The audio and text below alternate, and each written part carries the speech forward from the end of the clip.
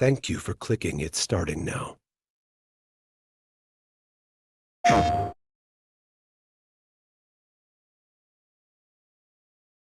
Nestled away in the Old Town area of Edith, capital of the Calvert Republic, is a small, humble business. It was owned by Van Arkwright, a problem solver of sorts called a Sprigan. One day, a first-year student from Aramis Academy, Agnes Claudel, showed up at his door. She requested his help in finding antique ornaments called the Genesees, which she inherited from her great-grandfather.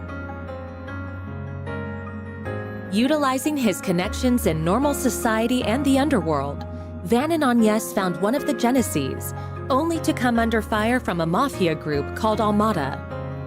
Despite the seemingly hopeless situation, the Genesis resonated with Van's Zypha, a tactical ornament from which a little fairy named Mare appeared. With her assistance, Van clad himself in an armor made of shards and transformed into the Grendel. He turned the tables on the mafioso with its overwhelming strength.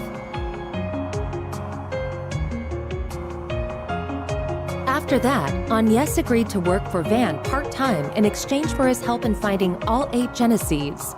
The two of them traveled all across Calvert in search of them and made a number of new friends along the way. Fairy Al-Fayed, a Jaeger who was raised for a life on the battlefield as a Kruga warrior.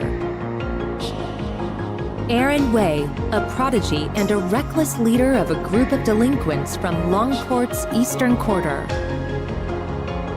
Risette Twinings, a service concierge dispatched from the Marduk Company to provide Arkwright solutions with impeccable support. Katra Salesian, a young engineer stationed at the Basel Institute of Science, where he participates in the development of cutting-edge technology.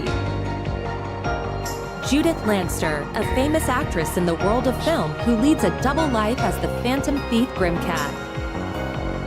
And Beargard Zeman, Van's former mentor, and a man who cast off his old name.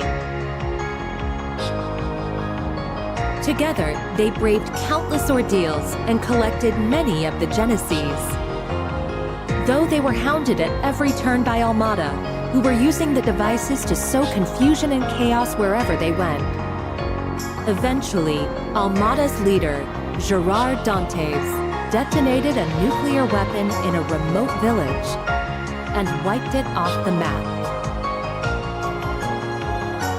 Multiple factions, now driven to bring about Almata's end, found themselves as pawns in a death game, where Van and his friends came out on top and ultimately defeated Almata's executives and cohorts.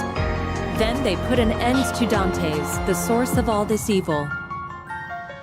However, during a festival celebrating the Calvardian Revolution, one of Almata's leaders, Melchior, unleashed pandemonium on the capital, and in the process revived Dantes and the other executives and summoned countless demons into the city.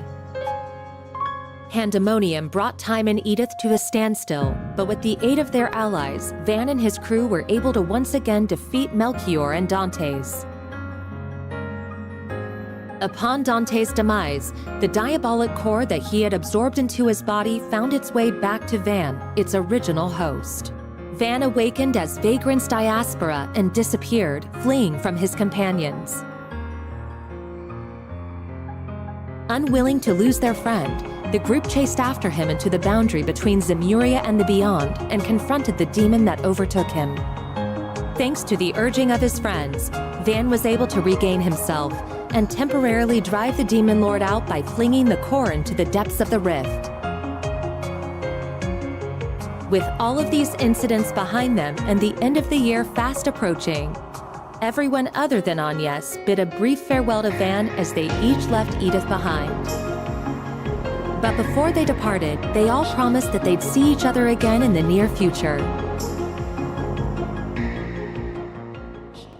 The Legend of Heroes, Trails through Daybreak 2. Coming February 14th, 2025 to PlayStation 4 and PlayStation 5.